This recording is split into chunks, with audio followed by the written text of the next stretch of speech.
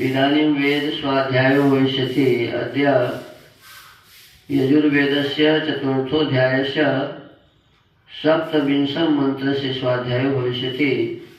स्वाध्यायमान मन्त्रस्य मित्रो न एहि इत्येतानि प्रथमानि पदानि सन्ति। अब वेद स्वाध्याय होगा। आज यजुर्वेद के चौथे अध्याय के 27वें मंत्र का स्वाध्याय किया जाएगा। स्वाध्याय किए जाने वाले मंत्र के मित्रो न एहि एक प्रारंभिक पद है। ओम मित्रो न एहि सुमित्रध इंद्रस्योरुमाविंश दक्षिमुषन्नुषन्तं स्योनः स्योनम् स्वानभ्राजांघारे बंभारे हस्त सुहस्त कृशानवेते वह सोमक्रयणास्तान्नक्षध्वं मावोदभन्। इस मंत्र के ऋषि हैं मित्रो न इत्यस्य वत्स ऋषि विद्वान देवता भूरिक ब्राह्मणी पंक्ति छंद पंचम स्वर मनुष्ये विदुषा सह विदुषैश्च कथं वर्तितव्य मृत्युपदेशते। मनुष्यों को विद्वान मनुष्य के साथ और विद्वान को सब मनुष्यों के संग कैसे वर्तना चाहिए, इस विषय का उपदेश अगले मंत्र में किया है। पदार्थ। हे स्वान, उपदेश करने, भ्राज प्रकाश को प्राप्त होने,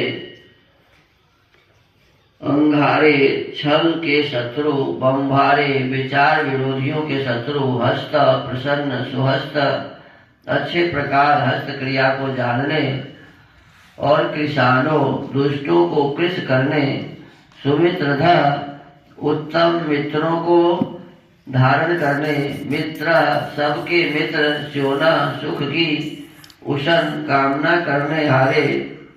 सभाध्यक्ष, आप न हम लोगों को आय ही अच्छे प्रकार प्राप्त होजिए तथा दक्षिणम उत्तम अंग युक्त, उत्तम उरुम बहुत उत्तम पदार्थों से युक्त व स्वीकार करने योग्य उशंतम कामना करने योग्य स्योनम सुख को आविश प्रवेश कीजिए। हे सभाध्यक्षों, एते जो इंद्रस्य परमैश्वर्य युक्त सभाध्यक्ष विद्वान के सोम क्रयणाः, सोम अर्थात उत्तम पदार्थों का क्रय करने हारे प्रजा और भृत्य आदि मनुष्य, वह तुम लोगों की रक्षा करे और आप लोग भी उनकी रक्षा सदा किया करो। जैसे वे शत्रु लोग तान उन वह तुम लोगों की हिंसा करने में समर्थ माधव न हो, वैसे ही सम्यक प्रीति से परस्पर मिलके वर्तो। भावार्थ। राज्य और प्रजा पुरुषों को उचित है कि परस्पर प्रीति, उपकार और धर्म युक्त व्यवहार में यथावत वर्त, शत्रुओं का निवारण, अविद्या व अन्याय रूप अंधकार का नाश और चक्रवर्ती राज्य आदि का पालन करके सदा आनंद में रहें। देखिए, हमारा ये जीवन जो मिला है सुख के लिए मिला है, सुख प्राप्त करने के लिए। क्यों मिला है ये जीवन?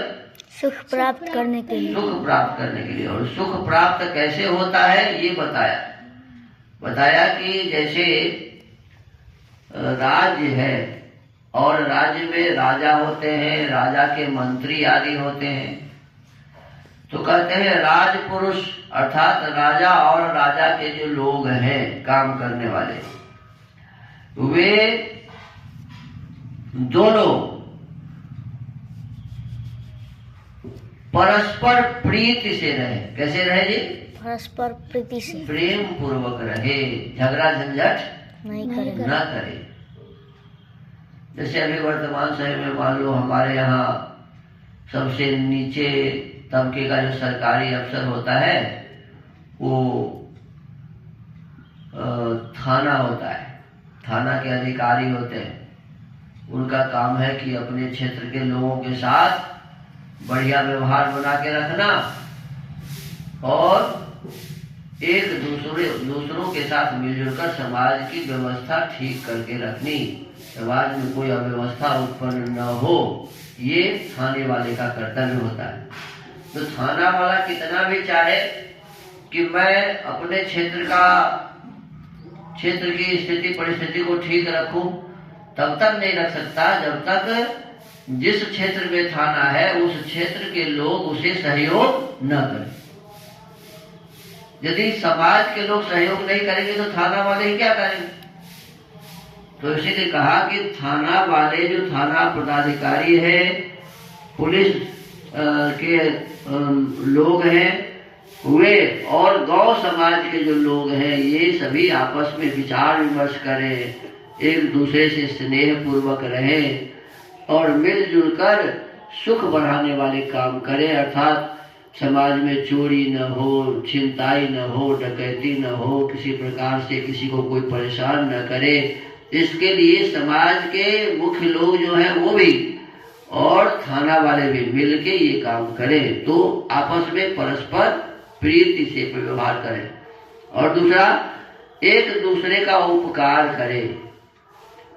अब जो हमारे आसपास में रहते हैं उनका भी किसी प्रकार से उपकार ही होना चाहिए हमसे, ये ध्यान में रखना चाहिए। हमारा वो उपकार करेंगे, उनका हम उपकार करेंगे। तो एक दूसरे के साथ मिलकर एक दूसरों का उपकार करना चाहिए और धर्मयुक्त व्यवहार करें। क्या करें? धर्मयुक्त व्यवहार करें। जो उचित है वही करें, अनुचित कार्य न करें। धर्मयुक्त व्यवहार में यथावत वर्त, शत्रुओं का निवारण करें। और समाज में बहुत सारे कुछ लोग ऐसे होते हैं कि वह समाज को तोड़ना चाहते हैं, समाज को गलत रास्ते में ले चलना चाहते हैं। तो ऐसे लोगों से समाज के अच्छे लोग और सरकार के अधिकारी मिलकर ऐसे लोगों का दमन करें, शत्रुओं का निवारण करें, शत्रुओं को हटावें। एक शत्रु हमारे आपके भीतर है अविद्या। क्या है? अविद्या। तो हमारा आपका कर्तव्य है, सरकार का और जनता का दोनों का कर्तव्य है कि समाज से अविद्या कैसे हटे, अर्थात लोग पढ़ाई लिखाई कैसे ठीक से करें। तो परस्पर प्रीति से रहे, उपकार एक दूसरों का करे, धर्मयुक्त व्यवहार करे और शत्रुओं का दमन करे और अविद्या को हटाकर विद्या को बढ़ाए, अविद्या को हटाकर विद्या को बढ़ाए, अन्याय को हटाकर न्याय का वातावरण स्थापित करे और अन्याय रूप अंधकार का नाश हो जाएगा, अविद्या का नाश हो जाएगा। हम सभी मिलजुल कर रहेंगे, धर्मयुक्त व्यवहार करेंगे, एक दूसरे से स्नेह और प्रेम रखेंगे। तो कहते हैं कि फिर हमारे यहाँ चक्रवर्ती राज्य होगा और हम सभी सदा आनंद से जीवित रहेंगे। तो एक दूसरों के साथ बढ़िया व्यवहार करते हुए सुख का वातावरण बनाइए, तभी हम आप सभी सुखी रह सकते हैं। देखो, वेद की अच्छी बातों को प्रतिदिन नियमित रूप से इसीलिए सुनना चाहिए। ये बातें परमात्मा ने सृष्टि के आदि में हम सबके लिए बताया, अग्नि, वायु, आदित्य और अंगिरा ऋषि को, और तब से हम सभी सुनते आ रहे हैं। जो सुनकर इसको अपने जीवन में धारण कर लेता है उसका जीवन सुखी हो जाता है। जो सुनकर भी धारण नहीं करता वो दुखी रहता है और जो नहीं सुनता है वो तो दुखी रहता ही है। तो हमको आपको इसीलिए वेद को प्रतिदिन नियमित रूप से पढ़ना चाहिए, सुनना चाहिए, उस पर विचार करना चाहिए और उसको अपने जीवन में धारण करके अपने जीवन को और इस समाज को, देश को, संसार को सुंदर बनाने का संकल्प लेना चाहिए। तो आज के इस वेद स्वाध्याय को यही विराम देते हैं। ओम।